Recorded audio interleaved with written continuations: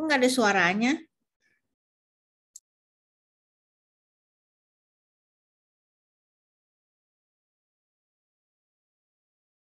Izin Mem, bentar ada kendala. Ya, oke.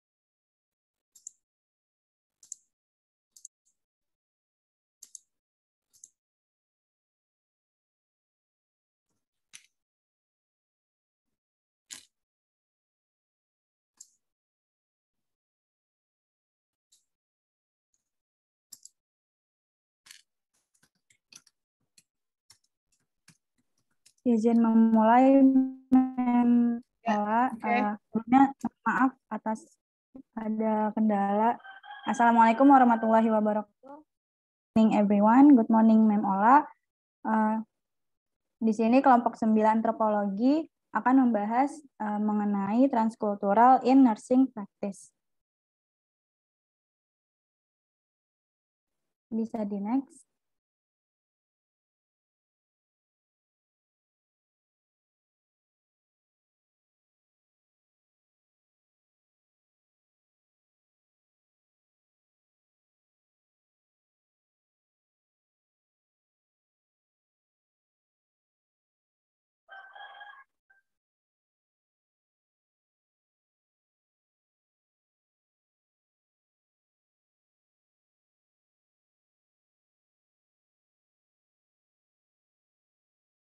Bisa di next, Wina.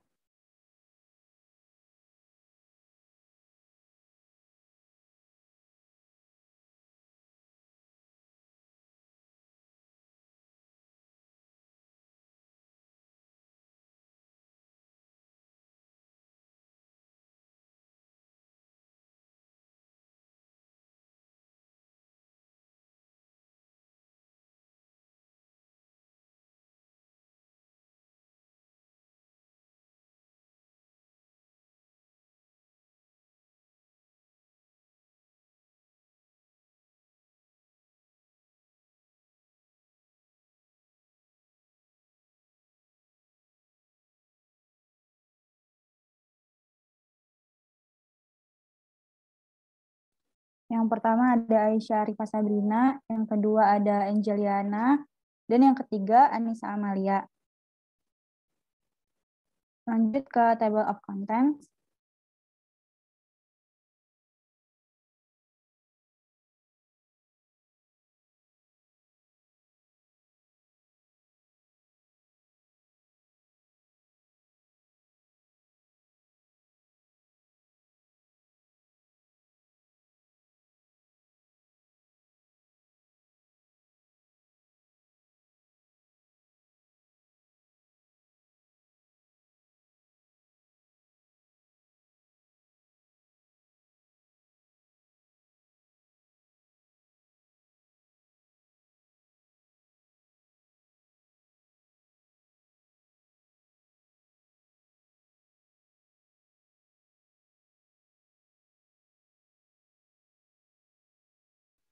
Izin masuk. Untuk Wina boleh stop screen dulu nggak?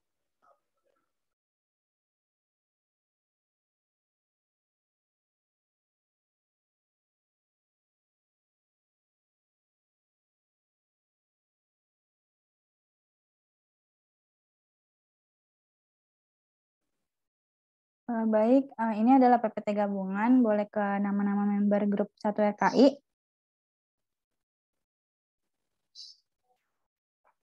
Ya, yang pertama ada Aisyah Arifah Sabrina, yang kedua Angeliana Putri Adianti, yang ketiga ada saya sendiri yaitu Anissa Amalia. Next. Table of contents, yang pertama ada definition of transcultural, yang kedua ada characteristic of culture, yang ketiga family health culture in Indonesia, yang keempat transcultural of nursing, dan yang kelima cultural competence that nurse must have. Next.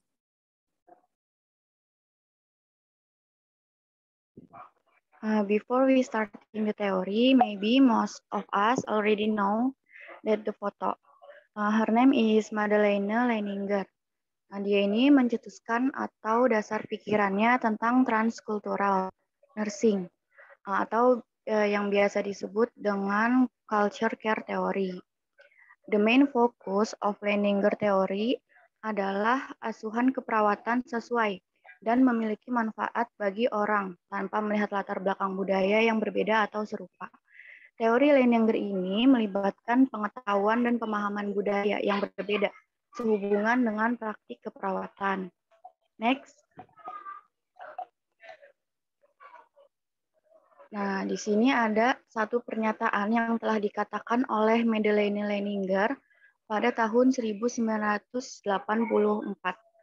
Bahwa that the culture care needs of people in the world will be met by nurses prepared in transcultural nursing. Bahwa kebutuhan perawat budaya orang di dunia akan dipenuhi oleh perawat yang disiapkan dalam keperawatan transkultural. Next.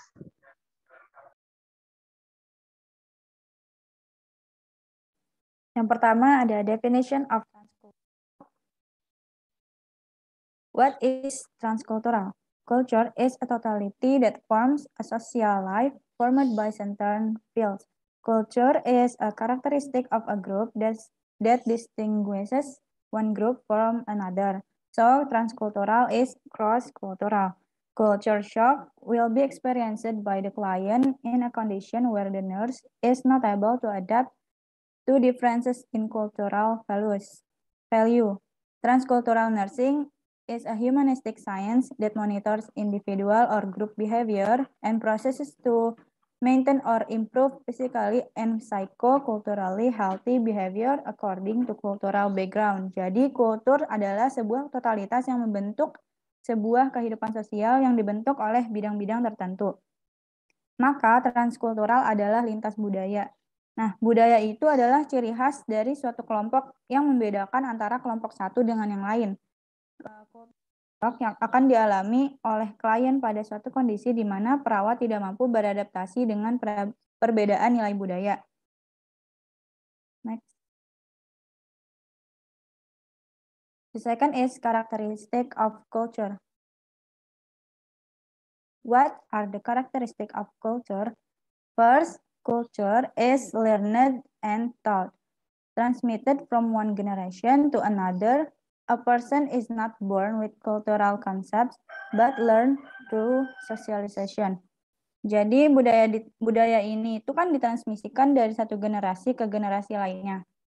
Pada gambar di samping, seperti pada gambar di samping ini, sosialisasi budaya yang dilakukan itu kan tidak hanya kepada orang lokal saja, namun juga ditransmisikan pada orang luar yang ingin belajar. The second is culture is share. The sharing of common practices provides a group of its cultural identity. Jadi seperti pada gambar yang ada, yaitu ada gambar penampilan saman. Banyak orang luar Aceh yang mempelajari tari saman, sehingga terjadi kegiatan praktik-praktik umum budaya tanpa kita sadari. Seperti praktik-praktik umum budaya, contohnya penari yang berasal dari Aceh asli dan penari Aceh dari luar Aceh. Mereka kan saling belajar saman tuh di situ. Dan tentu saja praktik pembagian budayanya juga sudah pasti terjadi antara penari dan penonton. Next. The third is culture is social in nature. Jadi culture develops in and is communicated by groups of people. Budaya ini berkembang dan dikomunikasikan oleh sekelompok orang. The last is culture is dynamic, adaptive, and ever-changing. Adaptation allows cultural groups to adjust to meet environmental changes. Cultural change occurs slowly and in response to the needs of the group. Adaptasi budaya ini terjadi secara perlahan-lahan sebagai respon terhadap kebutuhan kelompok. Nah, seperti pada gambar di samping, yaitu kita lihat ada kerak telur, di mana kerak telur ini kan sering ditemukan di daerah Jakarta, karena merupakan makanan khas Jakarta atau makanan khas suku Betawi. Nah, namun di Jakarta sekarang sudah banyak kita lihat dari perkembangan zaman, banyak kelompok yang lebih membeli junk food atau dikenal juga McD, sehingga kerak telurnya sekarang hanya dijual pada daerah-daerah yang masih menyukai kerak telur. Ini adalah contoh kecil dari perubahan budaya pada pilihan makanan. Nah, perubahan budaya dari contoh lain tuh lebih banyak lagi, seperti cara gaya hidup, berpakaian, bahkan tempat tinggal, teknologi yang kita gunakan saat ini. Next.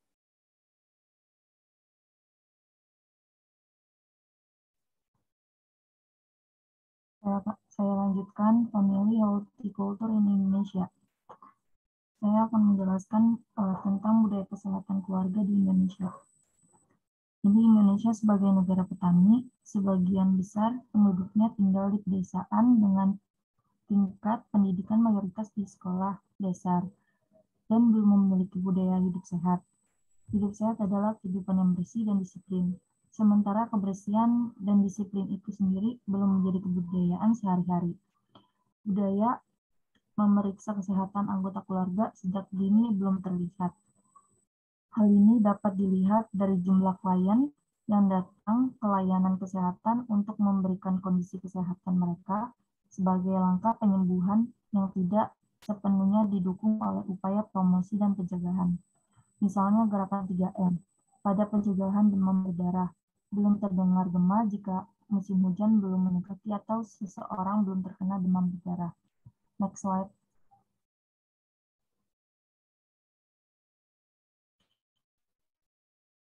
Lalu dalam rangka kebiasaan hidup dan adat istiadat terbentuk untuk mempertahankan kehidupan mereka sendiri dan berkelangsungan hidup suku mereka.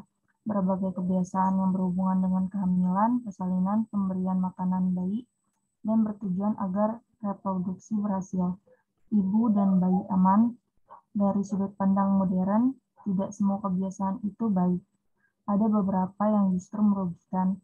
Kebiasaan menyusui dalam waktu lama di sebagian masyarakat merupakan contoh yang baik dari kebiasaan yang bertujuan untuk melindungi bayi.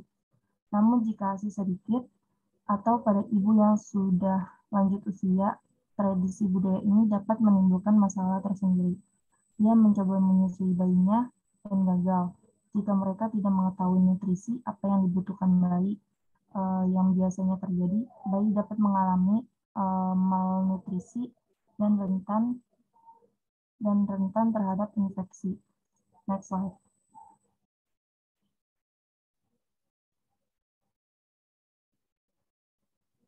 Next.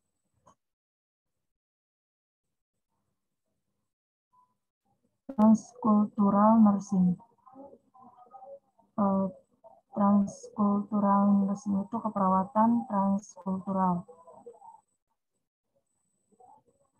Keperawatan transkultural adalah pelayanan keperawatan yang berfokus pada analisis dan studi komparatif perbedaan budaya. Leininger 1987. Keperawatan transkultural adalah ilmu dan praktik humanis yang berfokus pada perilaku individu atau kelompok, serta proses mempertahankan atau meningkatkan perilaku sehat atau sakit secara fisik dan fisikokultural sesuai dengan latar belakang budayanya. Leininger 1984, pelayanan keperawatan transkultural diberikan kepada pasien sesuai dengan latar belakang budaya mereka. Next.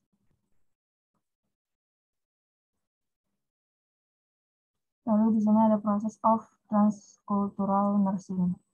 Tujuan keperawatan transkultural. Tujuan penggunaan keperawatan transkultural adalah pengembangan ilmu dan ilmu humanistik sehingga tercipta praktik keperawatan dalam budaya yang spesifik dan universal. Leininger 1978, budaya khusus adalah budaya dengan nilai dan norma tertentu yang tidak dimiliki oleh kelompok lain seperti suku asing, Tengger atau Dayak. Sedangkan budaya universal adalah budaya dengan nilai yang norma yang diyakini dan dipraktikkan oleh hampir semua orang. Semua budaya seperti budaya olahraga untuk menjaga kesehatan. Next.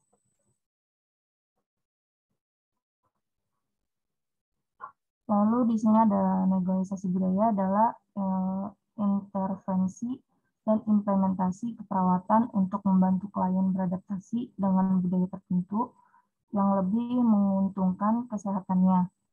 Perawat membantu klien untuk dapat memilih dan menentukan kultur lain yang lebih mendukung peningkatan status kesehatan.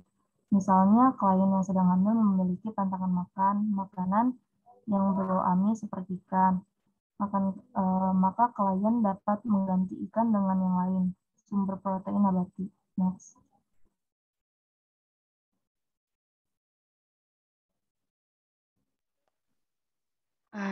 The next topic and also the last topic is cultural competence in nursing. Next. There are 5 competence that nurses or we must have. We can shorten it to ask A for awareness, S for skill, K for knowledge, E for encounters, and the last is D for desire. Next. Continue, maybe this question is our in mind. Why nurses must have cultural competence? In fact, when we talk about culture, Indonesia has many culture from Sabang to Merauke. And it is so complex and also unique. Every ethnic has its own culture.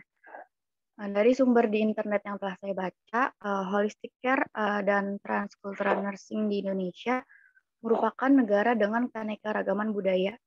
Hal ini tentunya dikarenakan Indonesia memiliki banyak suku bangsa. Berbagai suku bangsa ini berarti berbeda pula budaya mereka. Berbeda adat istiadat, serta kebiasaan yang dijalankan oleh masyarakat Indonesia.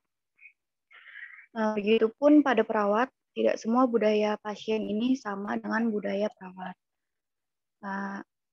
Tidak hanya suku bangsa yang menempati suatu daerah saja yang memiliki kebudayaan yang homogen, tetapi seiring perkembangan zaman dan teknologi, informasi juga transportasi di suatu daerah tersebut tidak menutup kemungkinan terjadinya pembauran budaya atau cultural exchange.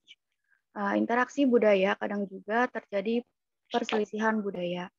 khususnya yang akan kita bahas yaitu dalam hal kesehatan.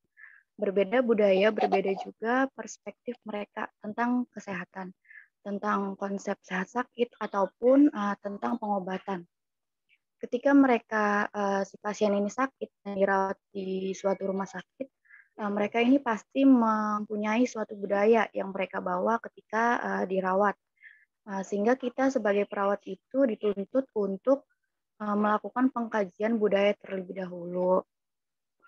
Lalu alasan kenapa perawat harus memiliki cultural competence adalah kompetensi budaya ini diperlukan karena untuk membantu kita sebagai perawat untuk menawarkan layanan terbaik kepada setiap pasien yang mengarahkan pada kepuasan dan perawatan yang tinggi di sisi pasien. Tanpa kompetensi budaya, sektor kesehatan akan menderita kerugian besar dan pada akhirnya membatasi layanan yang dapat ditawarkan. Jadi intinya, seorang perawat itu dituntut menjadi cultural competence yang menurut Campina Bakot tahun 1998 bahwa cultural competence atau kompetensi budaya adalah sebagai proses di mana para profesional kesehatan senantiasa berupaya untuk mencapai kemampuan dan ketersediaan untuk bekerja secara efektif dalam konteks budaya klien, yaitu keluarga, individu, atau masyarakat. Next. The first is cultural awareness atau kesadaran budaya. Definisinya itu someone ability to look outside of their self and be aware of someone culture values, cultural habits, and deep exploration of someone cultural background. Kemampuan seseorang untuk melihat keluar dirinya sendiri dan menyadari akan nilai-nilai budaya, kebiasaan yang masuk, dan eksplorasi mendalam tentang latar belakang seseorang dari sisi kebudayaan. Cultural awareness juga didefinisikan sebagai proses melakukan pengkajian diri dari prasangka diri sendiri terhadap budaya lain dan eksplorasi mendalam tentang latar belakang seseorang dari sisi budaya. According to Wanderley tahun 2006 menyebutkan bahwa kesadaran budaya atau cultural awareness ini sebagai suatu kemampuan untuk mengakui dan memahami pengaruh budaya terhadap nilai-nilai dan perilaku manusia. The next is cultural awareness in nursing. Awareness from ourselves as a nurse yang harus kita tumbuhkan dan juga kita sadari adalah yang pertama, kita mengenali bahwa di Indonesia ini mempunyai banyak etnik dan budaya yang beragam yang tersebar dari Sabang sampai Merauke. Yang kedua ini kita percaya bahwa lebih banyak perbedaan dalam kelompok budaya di setiap budaya. Yang ketiga, kita percaya bahwa kebudayaan itu sebaik kebudayaan lain. Maksudnya adalah tidak ada kebudayaan yang lebih baik atau yang lebih buruk. Kita percaya bahwa setiap kebudayaan ini, setiap budaya yang ada di Indonesia ini memiliki value-nya masing-masing. Yang terakhir adalah kita percaya bahwa cultural competence ini merupakan suatu proses berkelanjutan, di mana proses berkelanjutan ini meliputi interaksi perawat dengan klien dan proses pemecahan masalah. The next is how, bagaimana kita menumbuhkan sifat cultural awareness adalah yang pertama ini menggunakan bahasa yang mudah dipahami oleh klien. Yang kedua, libatkan keluarga dalam perencanaan keperawatan. Dan yang ketiga, apabila terjadi konflik dan konflik itu tidak terselesaikan, kita sebagai perawat itu melakukan negosiasi di mana kesepakatan berdasarkan pengetahuan biomedis, pandangan klien, dan standar etik. Untuk menumbuhkan jiwa cultural awareness, ada sekiranya 4 cara, yaitu yang pertama adalah penanaman sikap multikulturalisme sejak dini. Penanaman sikap untuk saling bertoleransi dan saling menghargai antar budaya merupakan fondasi awal untuk seseorang mampu menyadari akan perbedaan dari masing-masing budaya. Yang kedua adalah sosialisasi budaya melalui lembaga pendidikan. Dimasukkannya budaya lokal dalam kurikulum pendidikan sebagai muatan lokal merupakan langkah yang bijak untuk menjaga eksistensi budaya lokal, mengingat sekarang ini sudah banyak generasi muda yang sudah mulai enggan untuk memperhatikan kebudayaannya.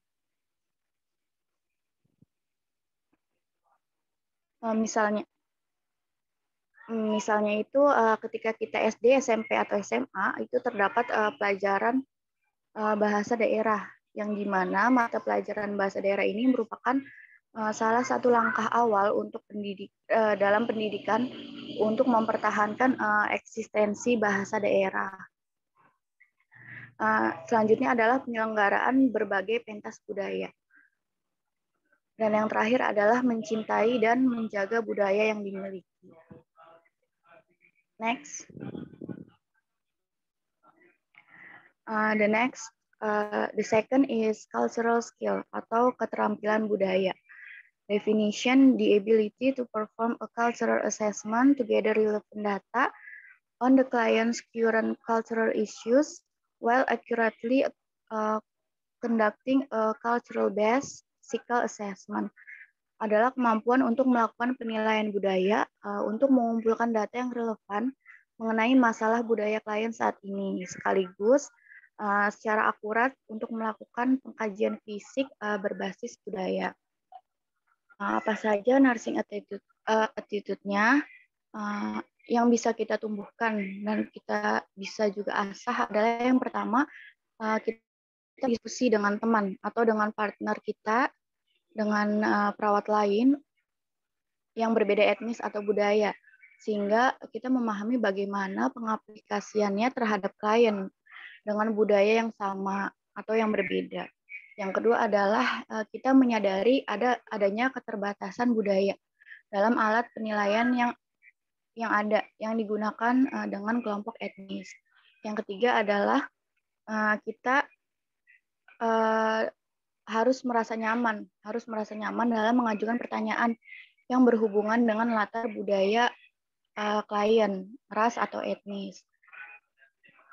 Dan yang terakhir adalah kita mengenali batas-batas kewenangan kita sebagai perawat ketika berinteraksi dengan budaya atau etnis klien yang beragam. Jangan sampai omongan atau attitude kita ini menyinggung perasaan si pasien.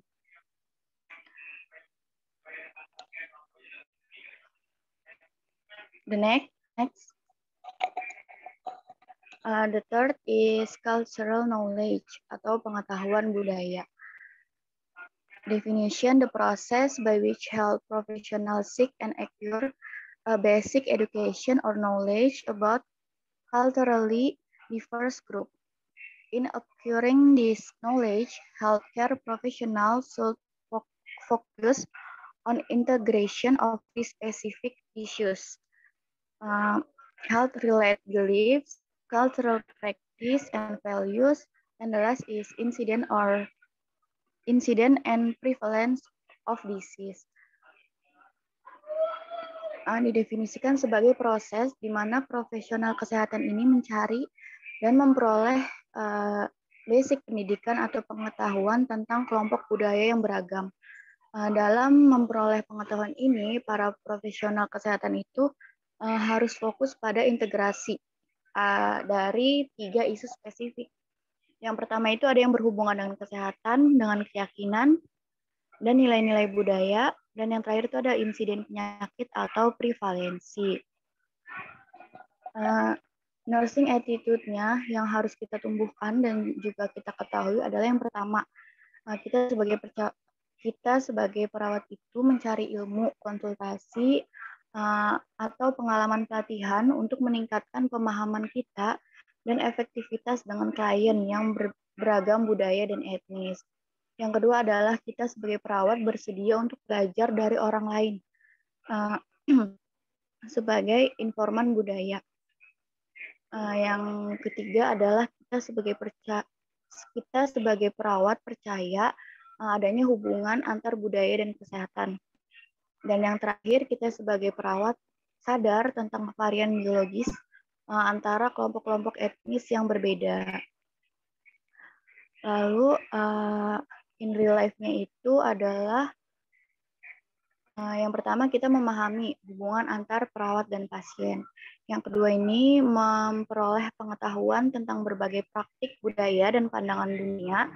Yang ketiga adalah mengembangkan keterampilan komunikasi untuk mempromosikan dan mencapai interaksi antar budaya. Dan yang terakhir adalah memastikan sikap positif ditampilkan terhadap perbedaan dan berbagai budaya. Next. Fourth is cultural encounters atau pertemuan budaya. Definitionnya ini adalah cultural encounters are those that encourage healthcare professionals to directly engage in face-to-face cultural interaction and other types of encounter with clients from diverse cultural backgrounds in order to change existing beliefs about cultural groups and to prevent possible stereotype. Bahwa definisinya adalah proses yang mendorong profesi kesehatan untuk secara langsung terlibat dalam tatap muka, interaksi budaya, dan jenis lainnya dari pertemuan dengan klien dari latar belakang budaya yang beragam dalam rangka untuk mengubah keyakinan yang ada tentang kelompok budaya dan untuk mencegah kemungkinan stereotip. Nih, stereotip itu adalah penilaian yang tidak seimbang terhadap suatu kelompok masyarakat. Perlu diingat bahwa seperti yang telah saya jelaskan bahwa tidak ada kebudayaan yang lebih bagus atau lebih buruk. Setiap kebudayaan ini memiliki nilai moral dan value-nya masing-masing. Perbedaan pandangan ini yang menyebabkan budaya di Indonesia ini unik. Nursing attitude-nya ini adalah yang pertama, kita sebagai perawat sadar beberapa sikap stereotip, praduga, dan perasaan yang kita miliki terhadap anggota lainnya. Anggota lainnya, perawat, atau pasien. Dan yang kedua adalah kita memiliki pengetahuan tentang pandangan umum, keyakinan, praktek, atau cara hidup setidaknya dua kelompok budaya. In real life, cara perawat meningkatkan kompetensi mereka ini dengan berinteraksi dengan orang-orang dari latar belakang budaya dan etnis yang berbeda. Seperti yang kita ketahui, dalam berkomunikasi, kita sebagai perawat itu dikenal ada komunikasi terapeutik, di mana komunikasi terapeutik ini bertujuan untuk membantu membantu pasien untuk memperjelas, mengurangi beban perasaan dan pikiran pasien untuk membantu pasien dalam mengambil tindakan yang efektif. Next. The last is cultural desire atau hasrat budaya atau keinginan budaya. Definitionnya ini adalah motivasi profesi kesehatan untuk ingin terlibat dalam proses menjadi budaya sadar, budaya berpengetahuan, terampil, dan budaya mencari pertemuan budaya. Cultural desire ini adalah the key to unlocking cultural competence. Bahwa cultural desire adalah kunci untuk membuka kompetensi budaya perawat. Nursing attitude-nya ini yang pertama kita menyadari bahwa kita ini sebagai perawat memiliki semangat untuk merawat klien dari budaya atau etnis yang berbeda kelompok. Yang kedua ini kita sebagai perawat ini memiliki komitmen pribadi untuk merawat klien dari kelompok etnis atau budaya tertentu. In real life, yang pertama ini kita menggunakan motivasi untuk menjadi sadar budaya dan mencari pertemuan budaya. Yang kedua adalah kesediaan kita sebagai perawat untuk menghormati dan menerima perbedaan budaya.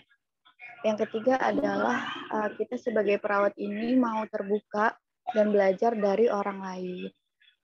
Contohnya, misalkan di berbagai daerah di Pulau Jawa, itu ada tradisi bahwa setelah seorang ibu melahirkan, itu disuruh minum jamu oleh orang tua atau kerabatnya.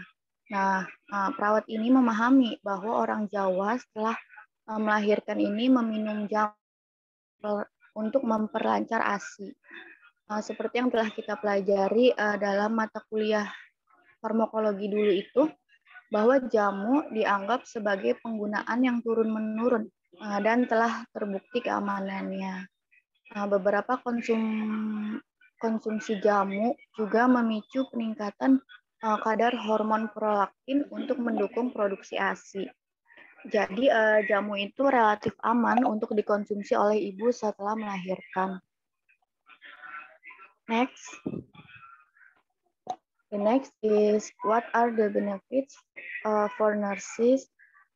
Kompetensi budaya membantu perawat untuk memahami, berkomunikasi, dan berinteraksi dengan orang lain secara efektif.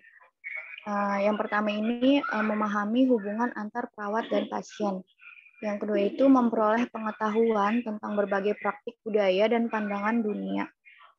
Dan yang ketiga adalah mengembangkan keterampilan komunikasi untuk mempromosikan dan mencari interaksi antar budaya.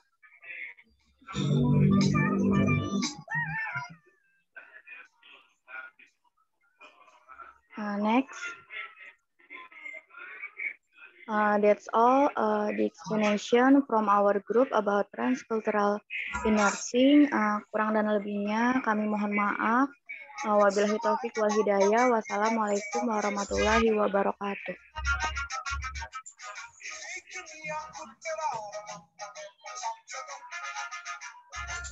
Izin masuk untuk yang ingin bertanya, boleh raise hand ya.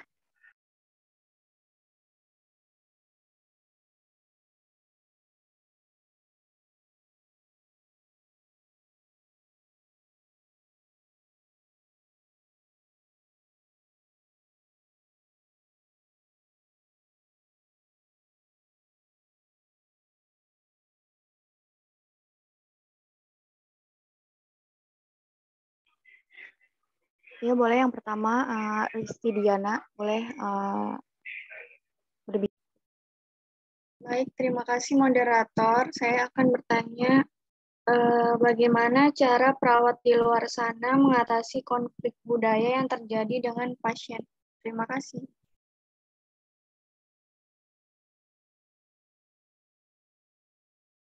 Terima kasih Risti. Selanjutnya Syaswina.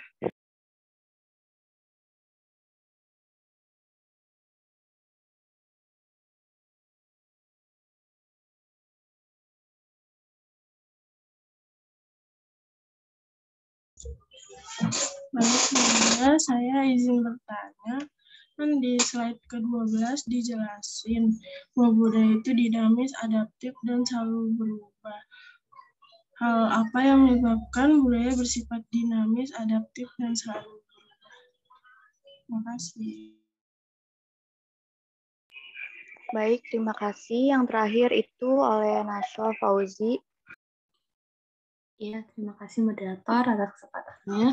Izin Nashwa mau bertanya tentang maksud dari cultural desire yang menjadi cultural awareness itu maksudnya apa? Itu saja. Terima kasih.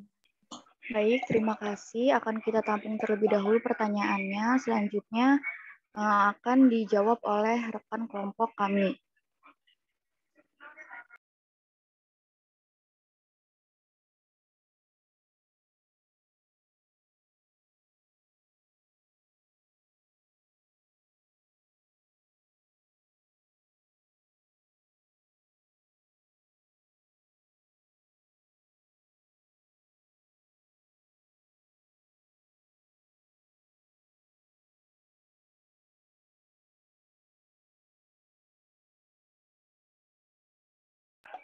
Yang pertama, izin untuk menjawab pertanyaan dari Nashwa, bahwa apa yang dimaksud dari cultural desire yang menjadi cultural awareness, knowledge, skill, atau encounters. Jawabannya itu seperti yang telah saya jelaskan sebelumnya, bahwa desire adalah the key to unlocking cultural competence. Nah, yang artinya itu adalah cultural desire. Itu kunci untuk membuka kompetensi budaya. Desire sendiri itu adalah hasrat kita atau keinginan, di mana dalam keperawatan itu adalah keinginan kita untuk meningkatkan kualitas diri dalam pemberian pelayanan kesehatan. Dikatakan sebagai cultural desire yang menjadi cultural awareness, skill, knowledge, and encounters adalah bahwa ketika kita sebagai perawat sudah memiliki keinginan atau hasrat dari diri kita sendiri untuk mau belajar, mengembangkan pengetahuan tentang kebudayaan, setelah memiliki keinginan tersebut, maka kita otomatis masuk untuk pengembangan cultural awareness atau kesadaran budaya, cultural skill atau keterampilan budaya, cultural knowledge atau pengetahuan budaya, dan yang terakhir adalah cultural encounters atau pertemuan budaya. Jadi intinya adalah ketika kita telah memiliki keinginan atau cultural desire, maka kita akan improve diri kita untuk belajar dalam pengembangan cultural awareness, skill, knowledge, dan encounters. Mungkin segitu saja penjelasan dari saya. Apakah sudah terjawab, Nashwa? Ya, terjawab. Aisyah, terima kasih. Ya, sama-sama, Nashwa.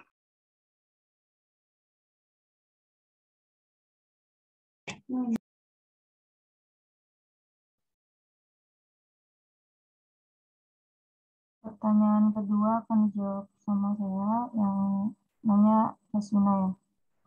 Saya akan menjawab pertanyaan Nina. Hal apa yang menyebabkan budaya bersifat dinamis, adaptif, dan selalu berubah?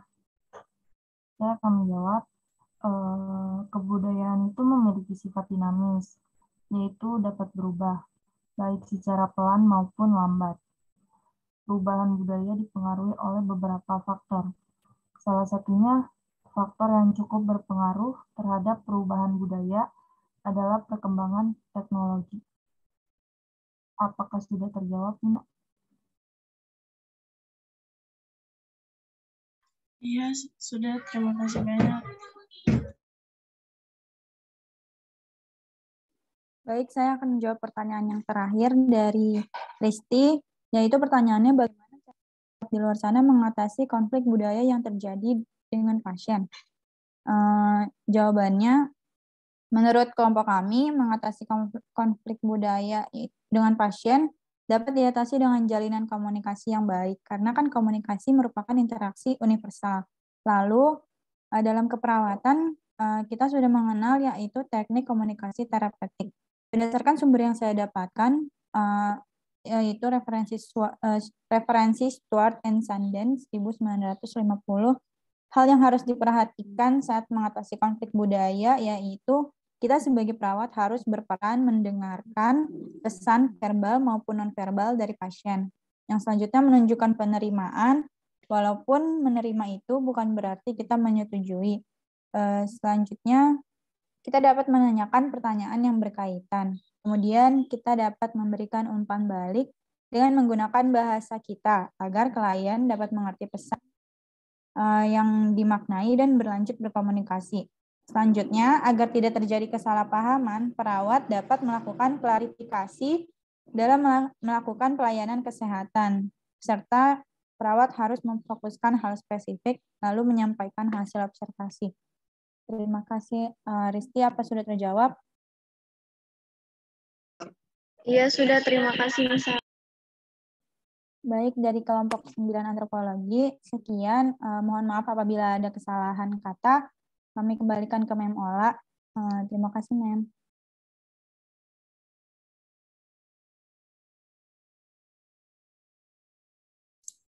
Cepet banget ya. Oke, guys. Saya share screen. Kalian screenshot dulu. Saya turun sebentar. Ada tamu. Ya, give me 8 minutes. Ya. Jangan kemana-mana ya. Kalian kan paling seneng kalau ditinggal sama saya.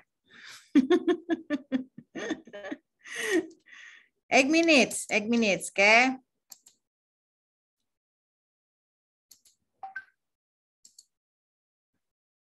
Ya.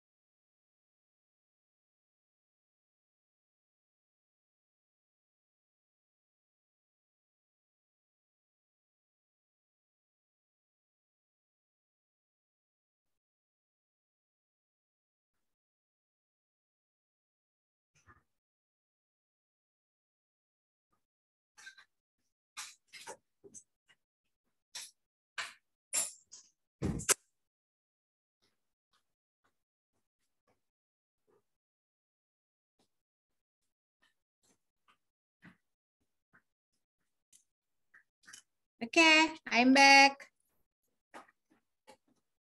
Nggak ada 8 menit kayaknya. Oke, sudah di screenshot?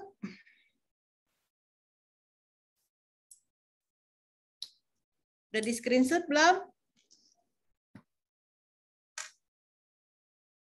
Izin, Mem, sudah. Ya.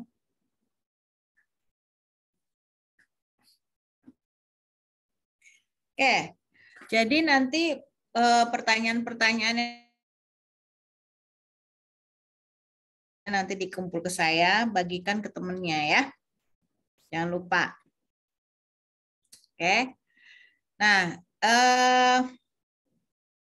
penerapan di keperawatan karena kita 24 jam 24 hours and then 7 days per week, ya every day lah ya. Every minute kita yang selalu ada di samping pasien ya. Sehingga seringkali banyak terjadi clash ya di kita dengan pasiennya, karena karena kita yang lebih sering berada dengan mereka kan gitu. Kalau profesi lain kan just maybe only 5 minutes, 10 minutes and then go, ya kan. Jadi kalau misalnya profesi lain mempertanyakan eksistensi kita, coba aja ya. Mogok aja perawatnya di rumah sakit 5 menit aja. Ya, amburadul tuh semua pelayanan, right? Ya, jadi yang sering kita lakukan untuk mengajak pasien yang mau terlibat dalam penerapan proses keperawatan, otomatis kita dari komunikasi. Ternyata komunikasi itu tidak hanya sekedar ngomong, tidak hanya sekedar menyampaikan kata-kata, tetapi bahwa karena adanya budaya yang mengikat, maka kita bicara tentang cross-cultural communication, dan ini ada trik-triknya. Ya, seringkali terjadi masalah antara perawat dan pasien karena itu tadi ya. Pak Isa mau kemana? Saya sampai Galvok, dia lagi pakai buner coba. Ya, ya. Permisi. Mangga. Masa mabel dulu bentar ya. Ya, Gi. Lagi ngajar nih. Ada iklan.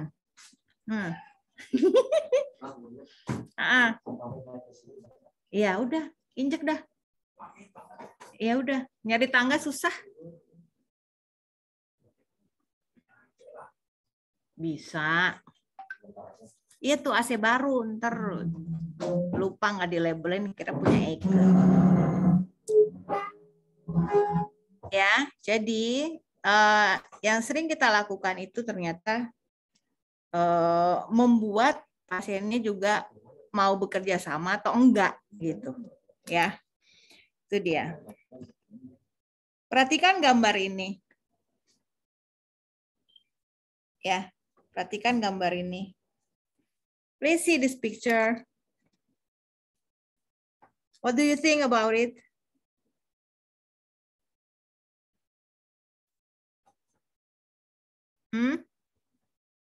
What is this? Apa ini?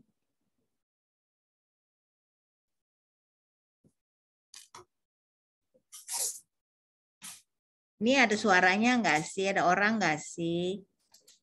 Izin, Mem. Itu kayak gambar imitasi dari call, bukan?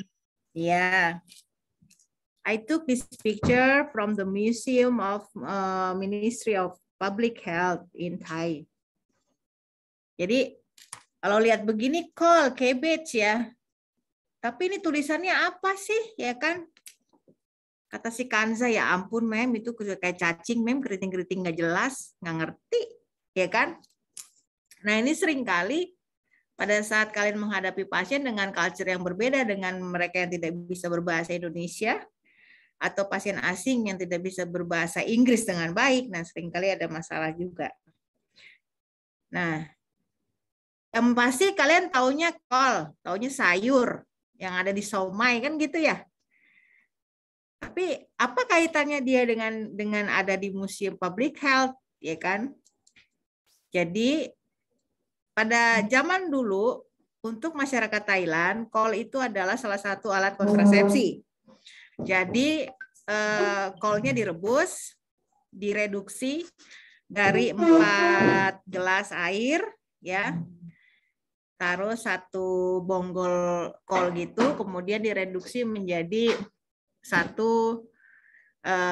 gelas, kemudian diminum. Dan they believe that it's become one of way for contraception for women, ya, gitu. Nah, mana ngerti kalau itu ini tentang tulisannya di situ bahwa ini adalah alat kontrasepsi. Tulisannya Hono Corok kok begini gitu. Nah ya, jadi ternyata ya peran komunikasi itu adalah salah satu bentuk, enggak, Anupisnya sehat terus ya. Oke ya, sesak napas, buka lagi. Banyak banget iklannya ya, ada tamu, ya kan, cek AC, susah emang. Nggak ada yang nggak mau ketemu saya, maunya ketemu kalian aja kayaknya nggak mau ketemu saya. Ya gitu. Kita akan bahas lebih banyak ya. Ternyata bahwa kata-kata itu tidak sekedar kata-kata, maknanya banyak gitu. Dan itu bisa bikin orang saling ribut, berantem gara-gara kata-kata. Benar nggak sih? Banyak sekali sekarang terjadi tawuran, ya kan? Hanya karena kata-kata. Itu tadi ya. Oke. So,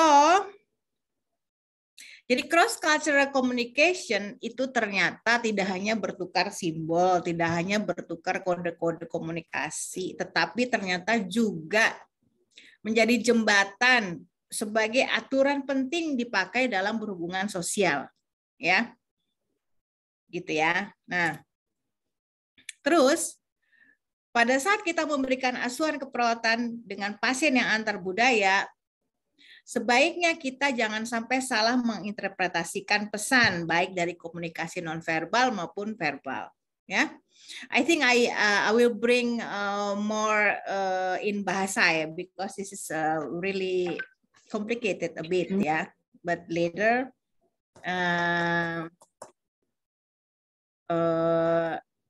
have some part that in pure in English ya, gitu ya.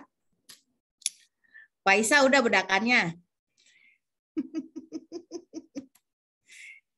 Makanya nih kalau kuliah lagi Zoom nih suka ketawa-ketawa ya, nggak apa-apa lah. At least ya I know that you all in health condition ya, healthy condition.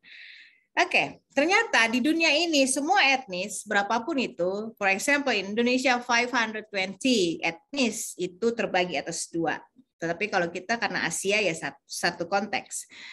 Di dunia ini orang-orang di dunia terbagi 2 dalam komunikasi menjadi high context and low context culture. Kita lihat lagi, ya. Kalau ketemu pasien atau orang dengan high context culture, mereka nggak banyak ngomong. Mereka tidak terlalu banyak menggunakan kata-kata. Mereka lebih banyak menyampaikan lewat gesture, ya, lewat body language. Ya, so non-verbal is more than verbal. Ya, jadi contoh gini, Moya misalnya dulu masih kecil, pengen apa gitu dari mamanya, lagi pergi nih ke mall, Ma itu dong Ma, enggak, ke mamanya. Ma itu dong Ma, enggak, ya kan? Yang ketiga kalinya, Ma itu dong Ma, udah sambil guling-guling segala ya kan, biar dibeliin kan gitu kan, anak-anak kan ngerayu biar maknya malu terus beliin. Maknya udah nggak ngomong lagi. She will not tell anything again. And what will she do? Moya, kira-kira mamamu mau ngapain nanti?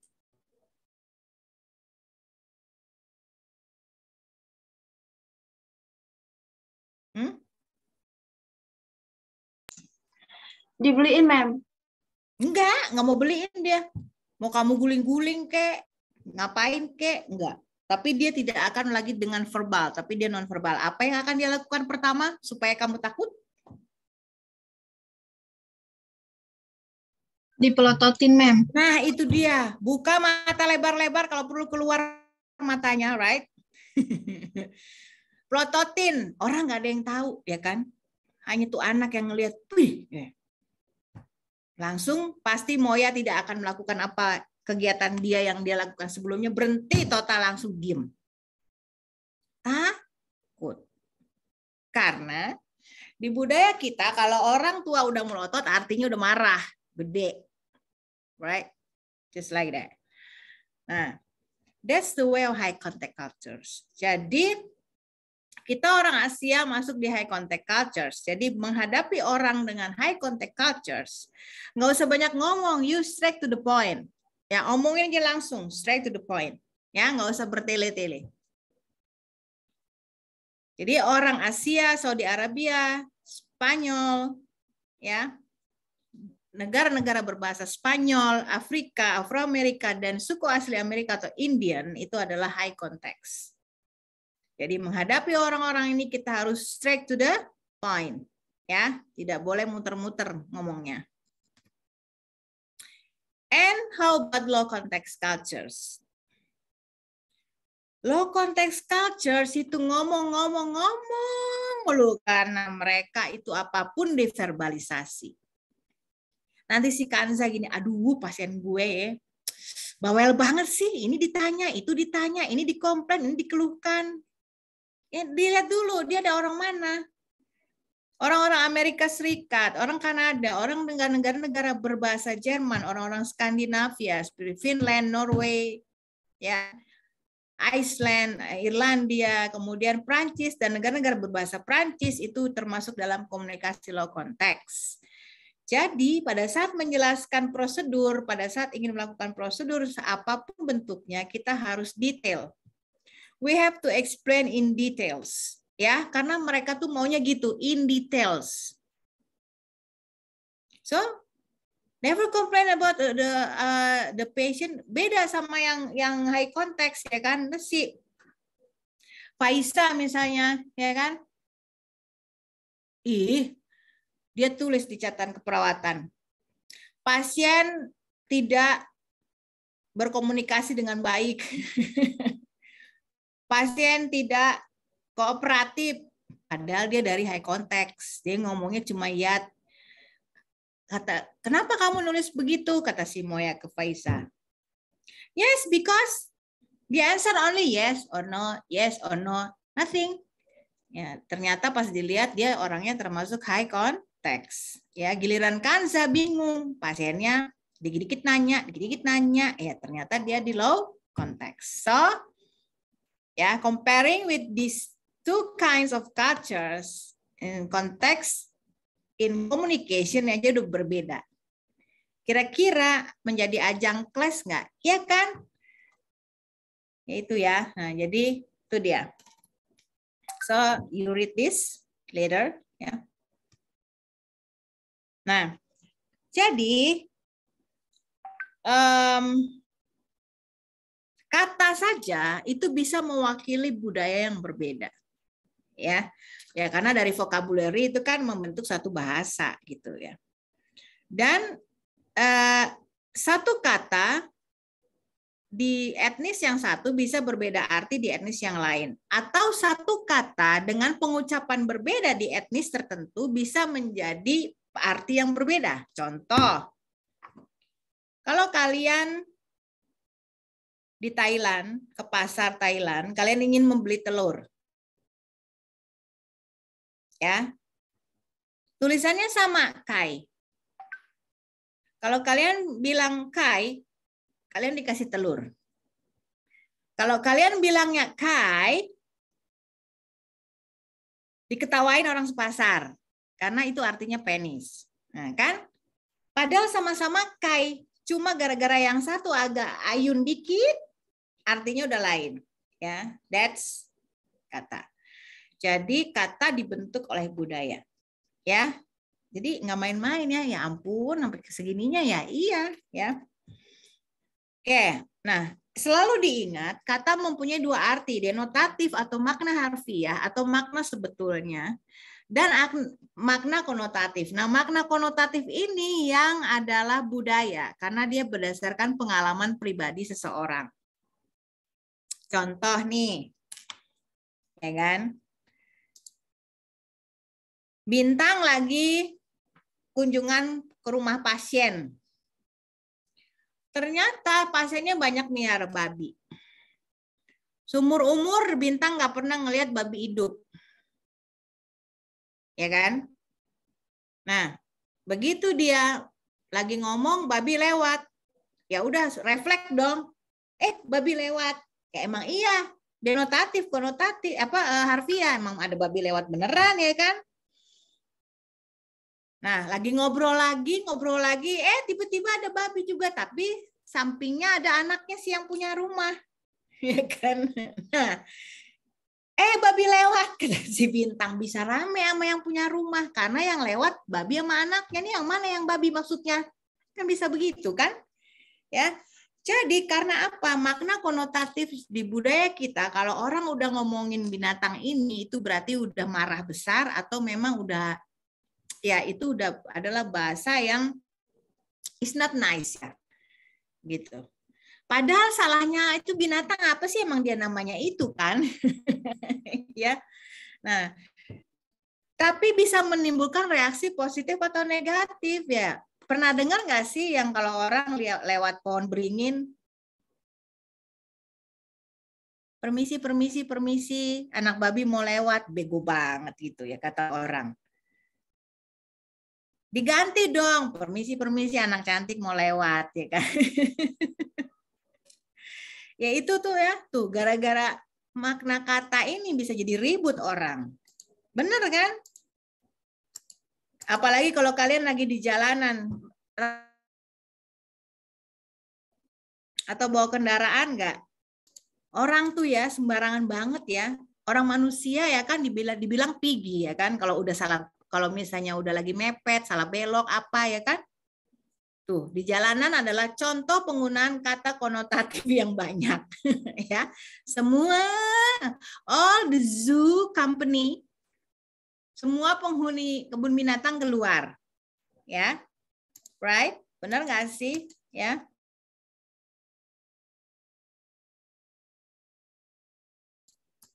Next. Nah, berikutnya. Kesel nggak sih?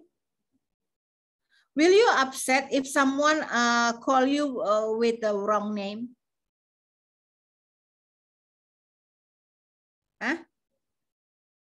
Will you upset? Yes, ma'am, of course. Iyalah. Bintang misalnya. Tiba-tiba ada temennya manggil. Misalnya Deva manggil Bintang. Bin. Bin. Sejak kapan diganti nama Bin? Enggak, lebih lucu kalau dipanggil Bin, ya kan? Dia nggak tahu itu bikin nama pakai using apa tuh bubur merah putih, ya kan? Bintang, namamu artinya apa?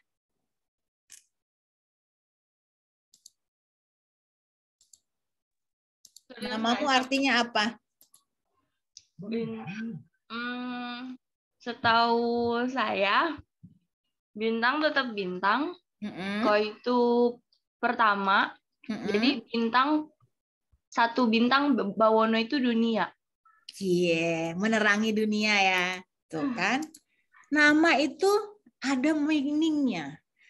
Nama membawa arti psikologis dan budaya yang so spesial. Jadi orang akan bete kalau kamu salah sebut nama. Ya kan? Oke. Si Yumna Aziza artinya apa, Nak? Izin menjawab, Mem. Ya. Yumna itu yang dimudahkan, Aziza itu yang dimuliakan. Maksudnya tangan kanan sih, Mem. Oh iya. Kan indah-indah kan namanya. Jadi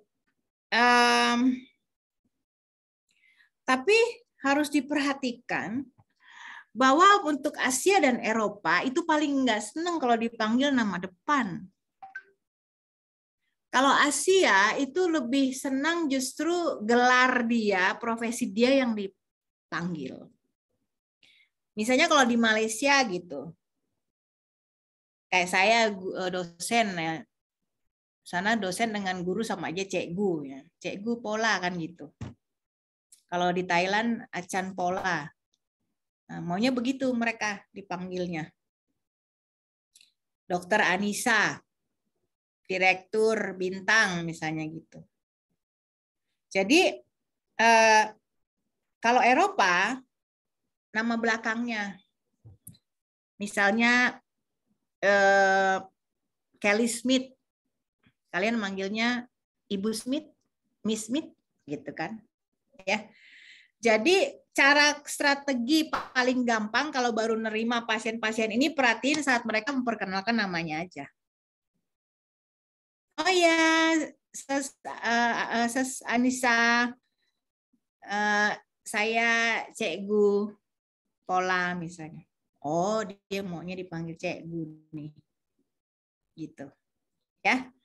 Kalau misalnya, oh ya, my name is Kelly Smith, but you can call me Kelly. Nah, udah manggilnya Miss Kelly. Gitu. Jadi pada saat mereka kenalkan nama aja. Ya, strateginya gitu daripada salah manggil. Nah, kemudian next we talking about non-verbal communication ya. Ini non-verbal ini sebenarnya penyelamat juga ya. Pada saat kalian bisa pergi ke satu tempat di mana bahasanya tidak dimengerti, pakai bahasa Tarzan kan istilahnya. We are using the Tarzanese kan. Ya, biar gampang ya.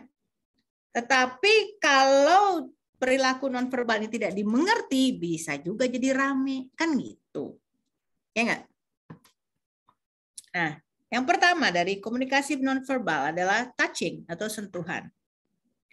Di kita diajarin di basic health needs atau keperawatan dasar ya. You have to touch your patient sebagai bentuk empathy, sebagai bentuk perhatian, attention ya. Tapi hati-hati, nggak semua boleh main nyentuh ya kan. Saya udah cerita tentang pasien Vietnam. Kalau kamu sentuh dia, apalagi di pundaknya, ya bisa ditepis tanganmu karena dianggap kamu memindahkan your soul, terutama bad soul, artinya roh-roh jahat yang ada di tubuh kalian ke tubuh mereka. Jadi stres pasiennya, ya. Tuh orang Vietnam. Nah, kalau di etnis dengan mayoritas Muslim dan Yahudi Ortodoks itu pria dengan wanita itu tidak boleh saling bersentuhan. Ya, jadi itu harus diperhatikan baik-baik. Ya. Nah, kalau orang Meksiko, ya,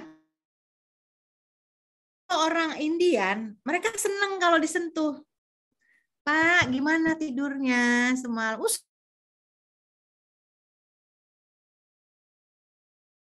Itu membawa hal magic yang menyembuhkan.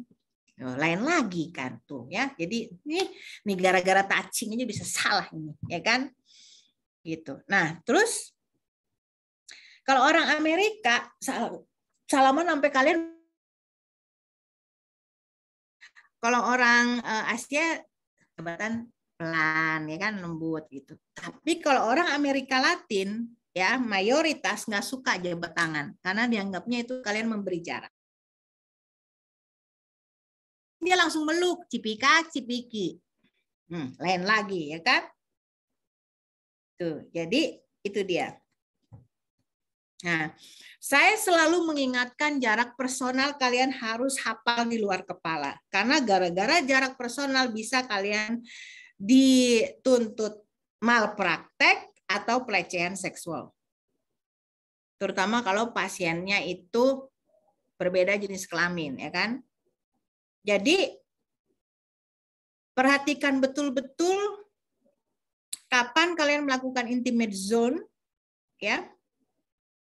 Intimate zone, makanya saya kasih betul-betul akurat jarak baik dalam inch maupun in centimeter supaya kalian ingat betul-betul, ya. Intimate zone, namanya intimate zone ya kalian mendekat. Itu biasanya kalau kalian ingin mendengar bunyi nafas pada saat pemeriksaan fisik. Ya, jadi kalau ada orang yang tidak dikenal oleh kalian atau pasien tapi bukan pasien kalian, ya kan, melakukan intimate zone, hati-hati. Ya, hati-hati. Ya, kemudian personal zone. Personal zone itu terjadi pada saat kalian pemeriksaan fisik. Ya, jadi kita akan selalu bermain dengan personal zone dan intimate zone yang dengan pasien yang sudah kita bina. Pasien itu baru, ya kan? Pada saat binatras biasanya kita mulai dengan personal zone dulu, ya kan? Baru pemeriksaan fisik dengan izin dan segala macam, baru kita akan ke intimate zone. Ya, jadi hati-hati kalau ada orang melanggar pertama langsung dari personal zone langsung ke intimate, hati-hati, apalagi itu bukan yang trust, ya, ingat. Sehingga terhindar dari malpraktek, terhindar dari tuduhan pelecehan. Nah, kalau sosial itu kalau kalian berhadapan gitu, lagi wawancara, lagi ngobrol sama temen di kafe, mejanya beda gitu. Saya di sini, kamu di sono gitu. Ya, public zone kalau kita nanti di kelas, semoga segera cepat, amin. Ya, saya di depan, kalian duduk, nah itu personal zone. Ya, jadi ingat betul-betul ya jarak personal ini ya, hati-hati.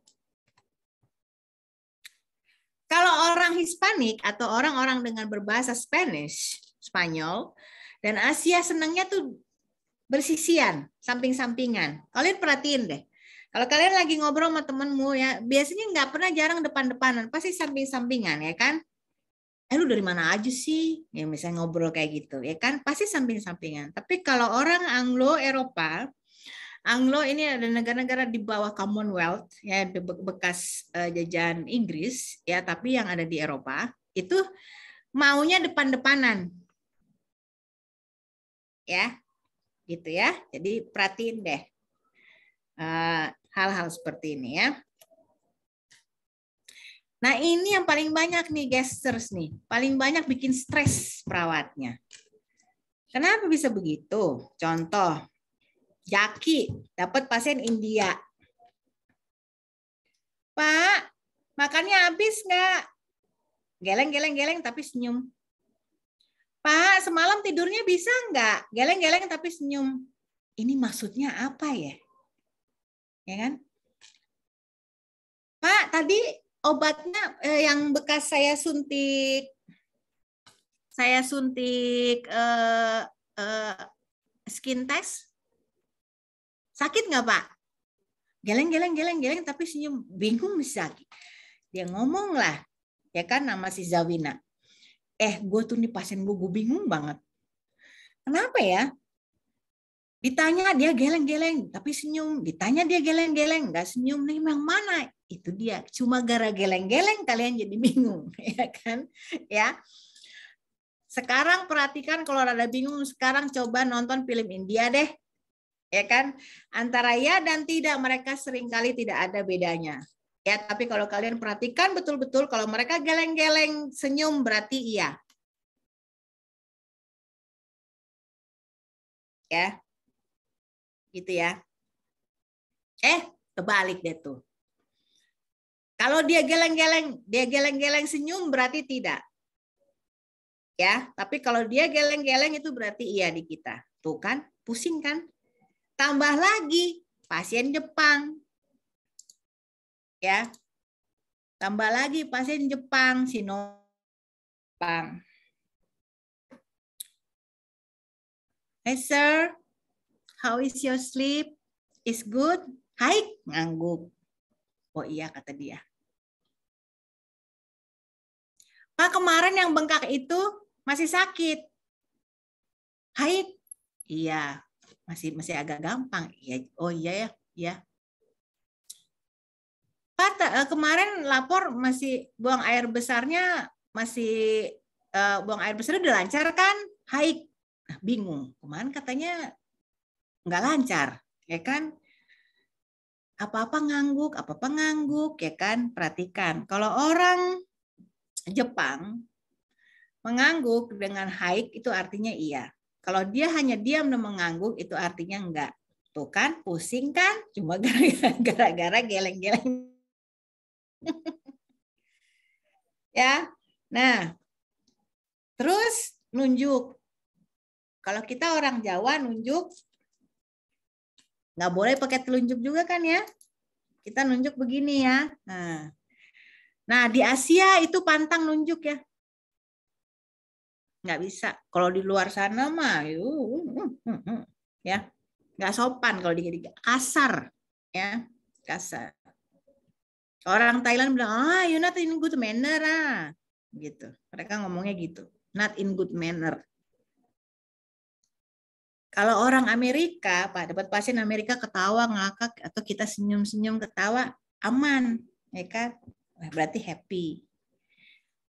Ya. Giliran Yuma dapat pasien Korea. Ini yang banyak nonton drakor pasti perhatiin orang Korea. Halo Pak, selamat pagi. Gimana tidurnya Pak? Enak. Makannya tadi gimana Pak? Senyum. Si pasiennya tapi, iya kan? Ngasih apa? Kok gitu? Tuh. Ya. Terus si Yuma ngomong dong. Ya, sama si Hilda. Ada pasien gue kok aneh ya.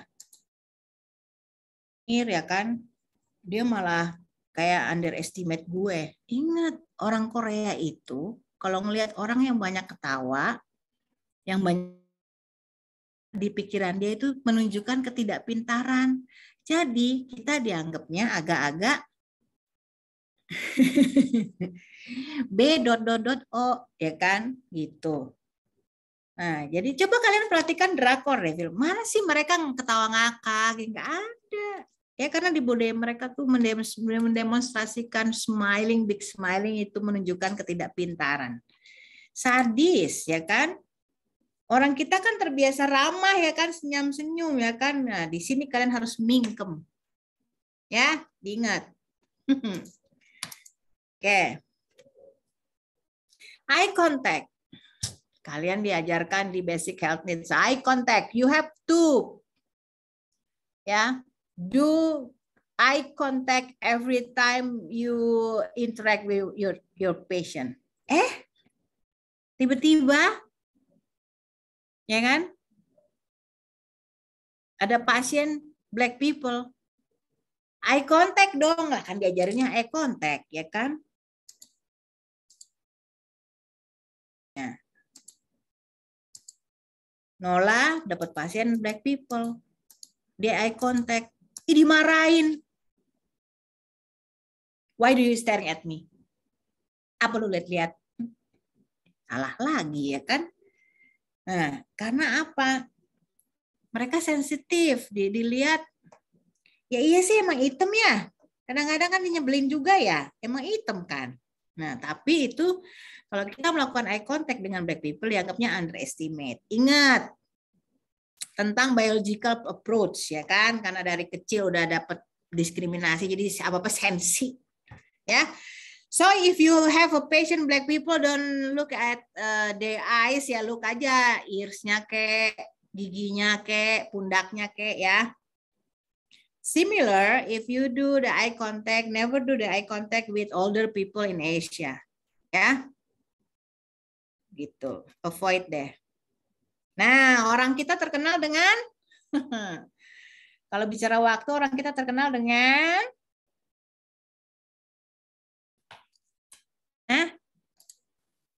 ngaret. Iya. Ngaret, jam karet loh, jam karet ternyata ada lagi yang lebih parah dari kita, orang Afro-Amerika dan orang Meksiko-Amerika. Ya. Syawina, kamu if you have a patient from these two ethnies ya, kalau kalian kerja di poli, kalian tugasnya adalah menghubungi pasien untuk kontrol kembali kan. If for example the examination should run on 9 o'clock, so you should talk to them 8 o'clock should come. If you tell them 9 o'clock, they will come 10 o'clock. Nah, yang stres apa? Kalian juga ntar. Ya. Just like that. Oke? Karena apa? Orang nungguin kita kok. Ih, siapa lu, kata orang sini, ya kan? Gitu ya. Jadi gitu ya. If you dealing with these two ethnies for talking about appointment, ya, 1 hour before, don't forget. Happy. Ya, jadi semakin sering latihan, more exercise, more reading about cultures, itu membuat kalian akan lebih mudah, ya, for doing the culture competence in taking the history, health history, or physical examination through the cross-cultural communication. Nah, ini adalah bentuk-bentuk penerapan transcultural, ya, pada pasien-pasienmu dalam memberikan asuhan keperawatan yang optimal. Oke? Got it? Kepun Kak. Ya, biar ngiri, biar kerja di luar negeri, biar sekolah di luar negeri. Amin. Kalian kok didoain amin, kayak ampun, kayak orang Korea aja kalian nggak ada ekspresinya dikit. Amin. Amin. Right. Ada pertanyaan? Cukup jelas. These 3 days, ya, I am the country representative for the global meeting. Ya, jadi 3 hari ini saya ada global meeting Asia Afrika, talking about nurses. Ya, jadi meetingnya tentang pendidikan berkelanjutan perawat. Ya, so I'm represent Indonesia, ya, for this global meeting. Jadi kalau saya bisa, kalian juga bisa. Jadi sampai hari ini yang masih salah kejebur, masih if you still doubt, okay, I'm here or not? Kayak lagu I'm not here, I'm not her. Oh, nah, her ya, bukan here. Yang lagu-lagu baru itu. Kalau masih doubt, masih bimbang, ya kan, gue salah masuk nggak ya? Ini gara-gara emak gue dan lain-lain, ya kan? You can do anything as a nurse. Don't forget. Ya. Semangat. Oke? Okay? So I meet my friend from Kenya, from Nigeria, ya. Dari Hawaii semua.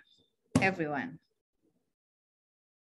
Dan presidennya dari Thailand. Jadi banyak orang Thailand. Jadi begitu saya ngomong Thailand, bingung mereka, ya. Saya nggak ngomong saya lulusan sono, biarin aja, ya kan, kaget.